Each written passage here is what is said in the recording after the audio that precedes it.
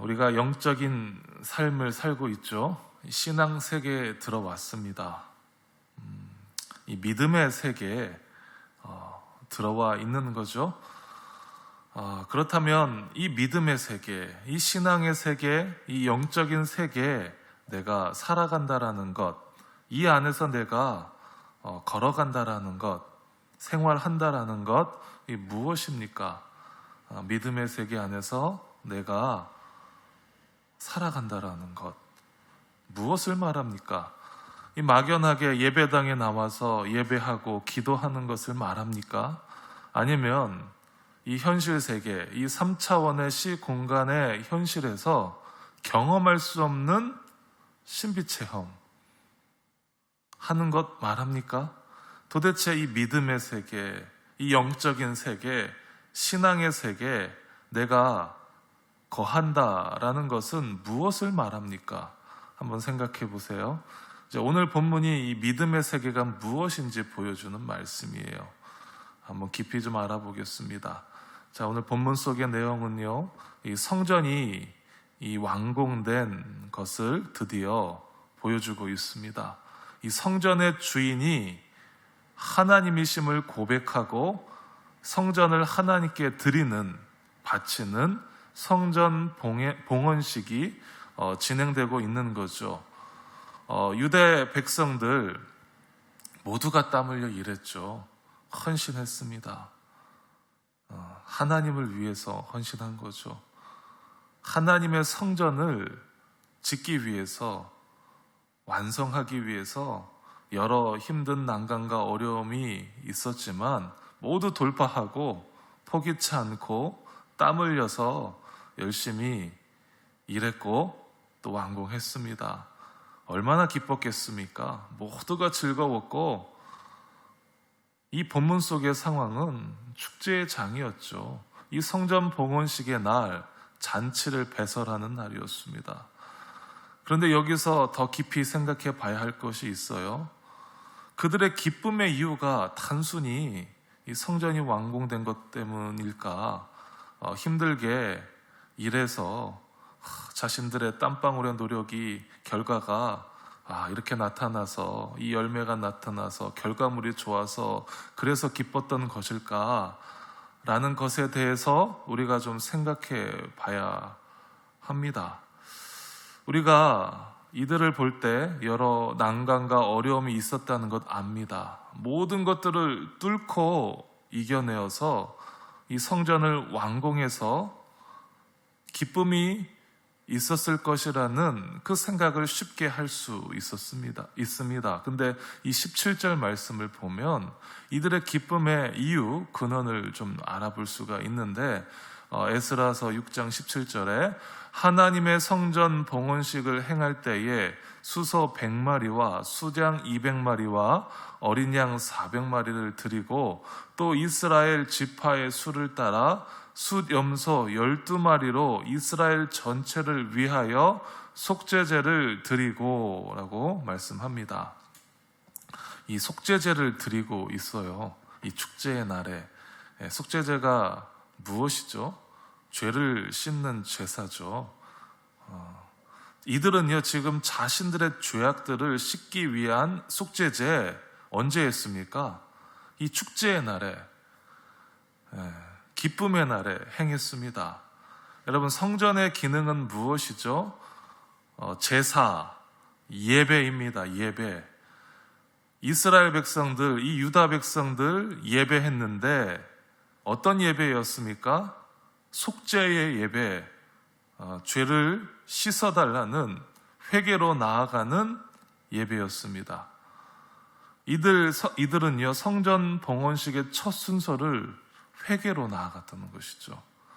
참 신기하죠? 기쁨의 날에 이들은요, 고개를 푹 숙이면서 주여 용서하여 주옵소서라고 회개했습니다. 자, 인간은 어떤 존재입니까? 인간은 참 나 자신을 깊이 들여다보면 나 자신을 드러내는 걸 좋아해요. 누구 앞에 나 자신을 자랑하고 높이길 좋아하는 존재가 인간입니다. 일명 남 앞에서 생색내는 것을 좋아하죠. 나의 좋은 것, 긍정적인 것, 이런 것들을 보여주고 자랑하고 말하는 것을 좋아합니다. 반면에 나의 나쁜 것, 부정적인 것, 치부, 부끄러운 것 보여주거나 말하는 것 싫어합니다. 드러나는 것 싫어해서 피할 때도 있죠. 오늘 본문 속에서 그런데 유다 백성들, 인간이 좋아하는 이 긍정적인 말, 나를 드러내는 이 생색내는 이 말들을 하지 않고 지금 무엇을 말하고 있습니까?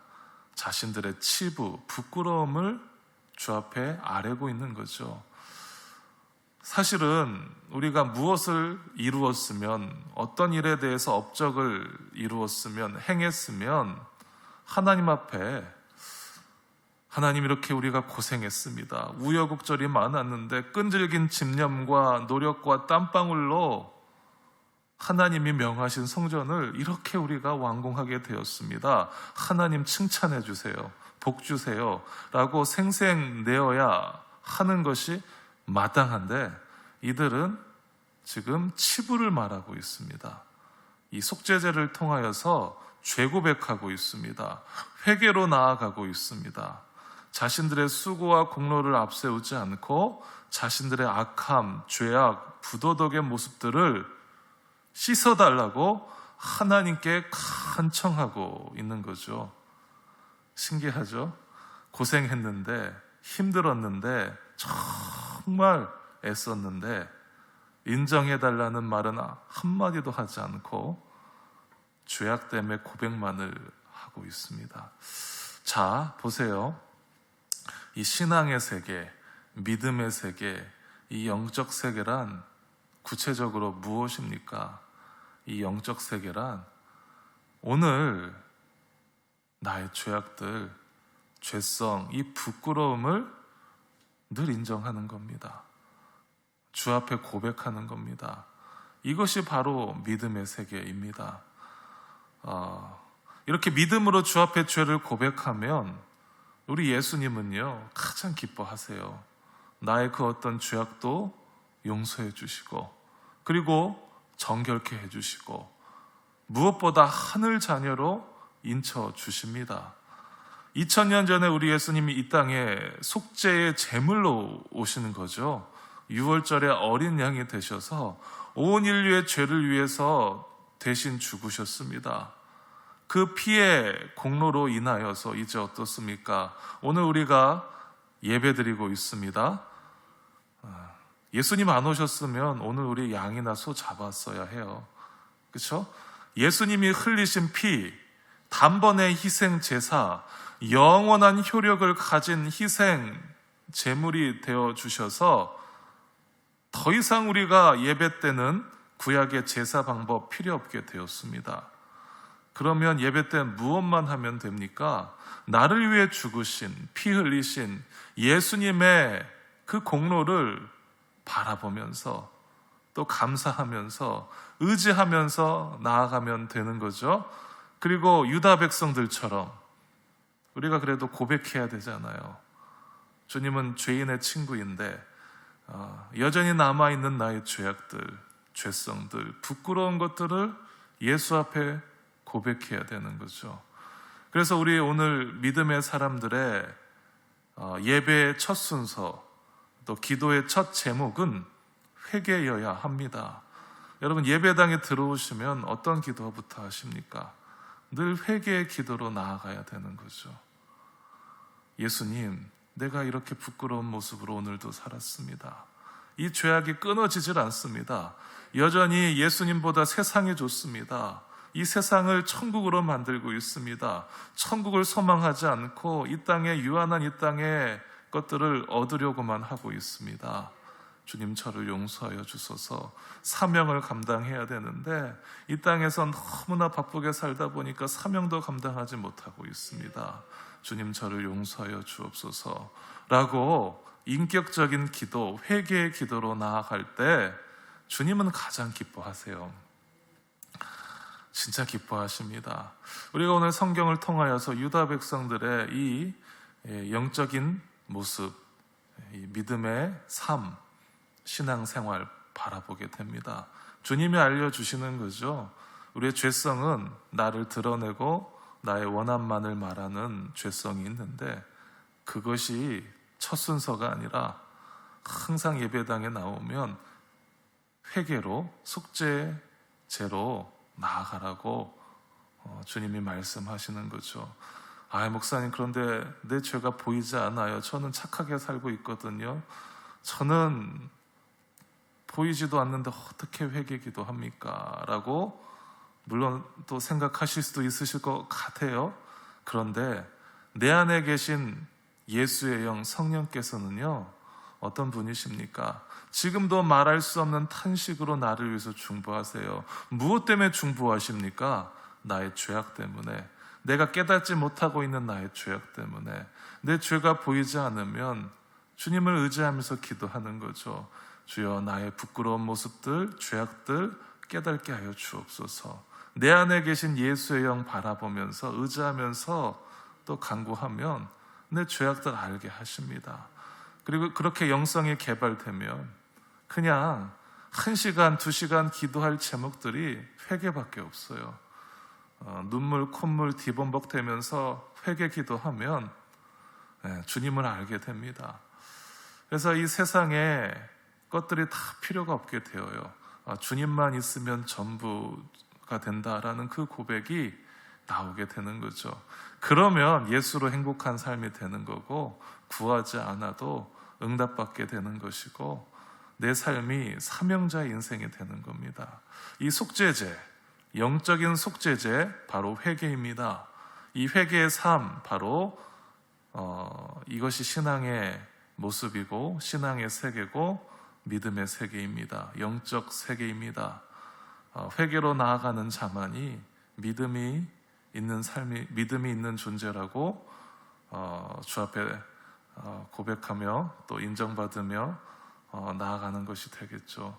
이 회개의 믿음, 영적 속죄제의 믿음이 있을 때 주님이 나의 기도도 받으시고 나의 예배도 받아주시는 거죠. 자, 오늘 말씀 생각하면서 우리 같이 기도하며 나아갑니다.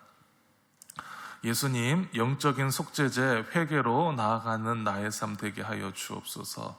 나의 죄 알게 하여 주시고 늘 주 앞에 날마다 고백하며 주님으로 정결함을 입게 하여 주옵소서. 주님의 그 사명자로서 영적인 삶, 믿음의 세계 온전히 걸어가게 하여 주옵소서. 말씀을 생각하며 같이 기도하며 나아갑니다. 예수님 감사합니다. 오늘도 귀한 생명 주시고 하루를 주 안에서 이처럼 예배로, 기도회로 나아가게 하시니 감사합니다.